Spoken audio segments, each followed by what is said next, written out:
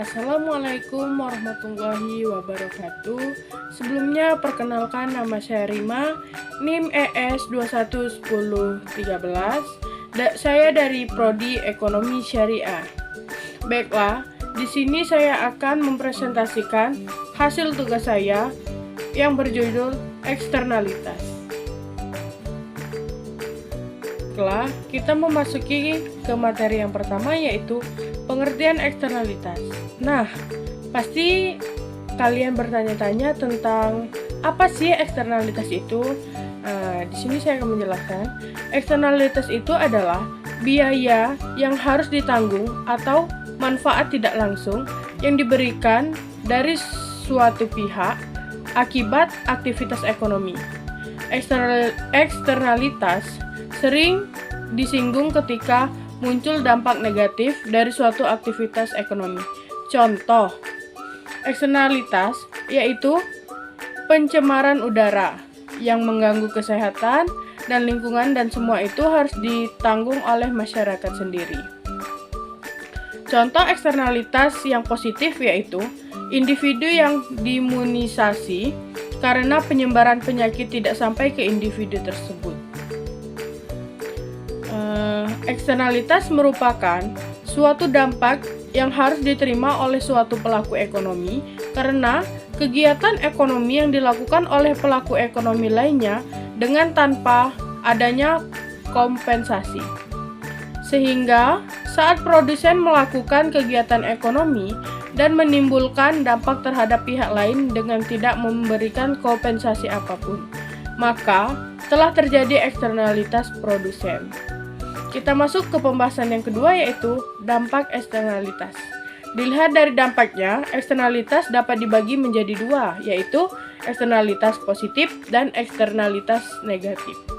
Eksternalitas positif yaitu dampak yang menguntungkan dari suatu tindakan yang dilakukan oleh suatu pihak terhadap orang lain tanpa adanya kompensasi dari pihak yang diuntungkan.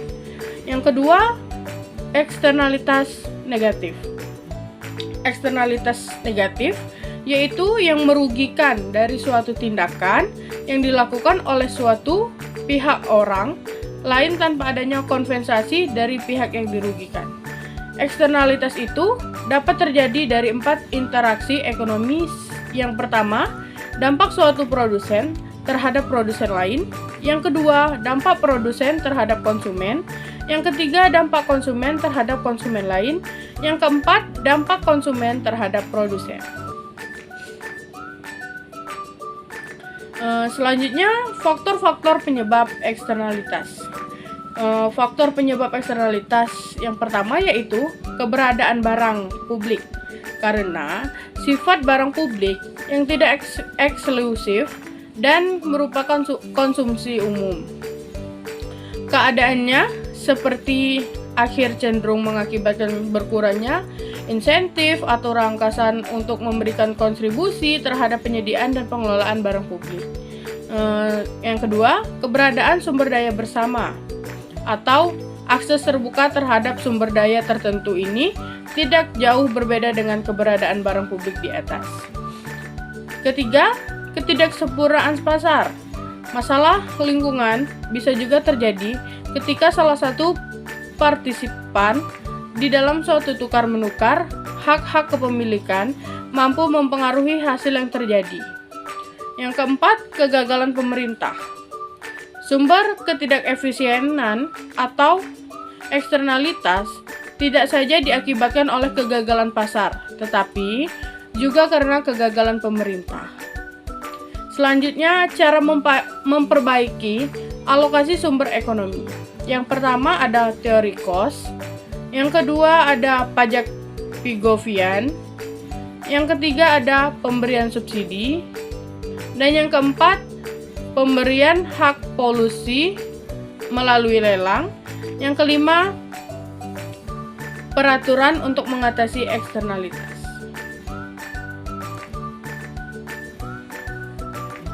Yang pertama tadi ada teori cost.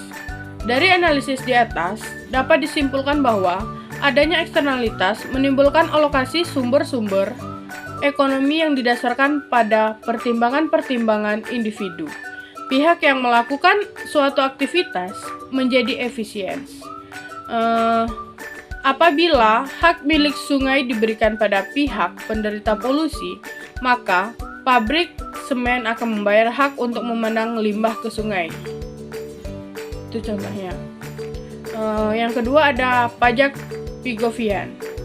Pemerintah dapat memecahkan alokasi sumber yang lebih efisien dengan mengenang pajak kepada pihak penyebab polusi di mana pajak tersebut merupakan pajak per unit.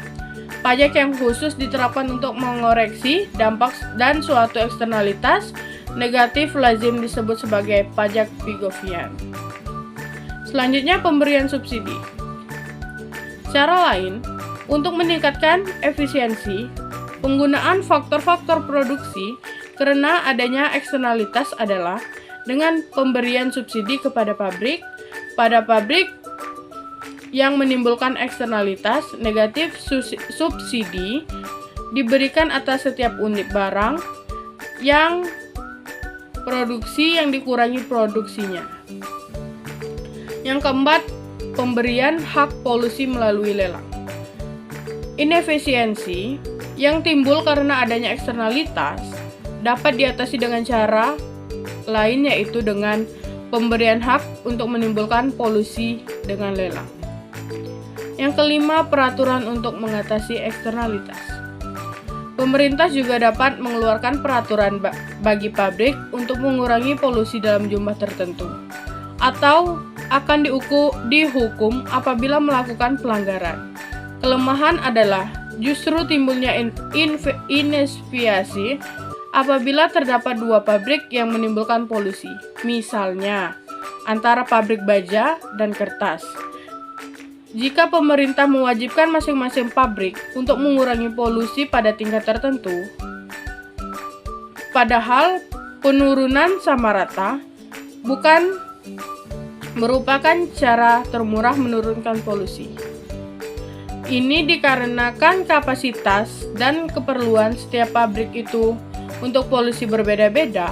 Mungkin pabrik kertas mampu untuk menurunkan polusi karena biaya penurunan polusinya lebih murah.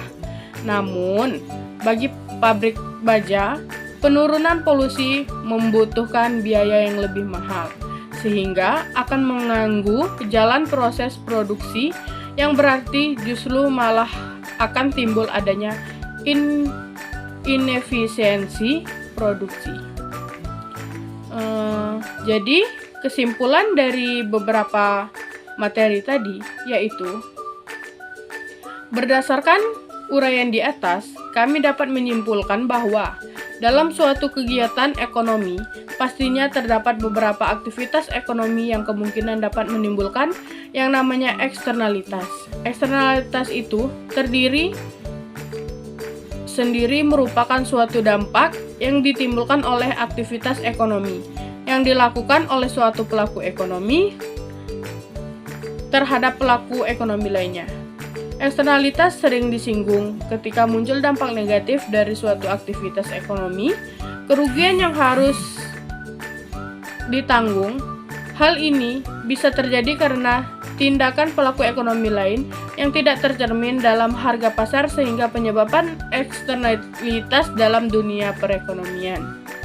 Baiklah, itulah tadi hasil presentasi saya. Jika ada kurang atau salah kata saya mohon maaf. Saya akhiri, wabillahi taufiq wal hidayah. Wassalamualaikum warahmatullahi wabarakatuh. Bye-bye.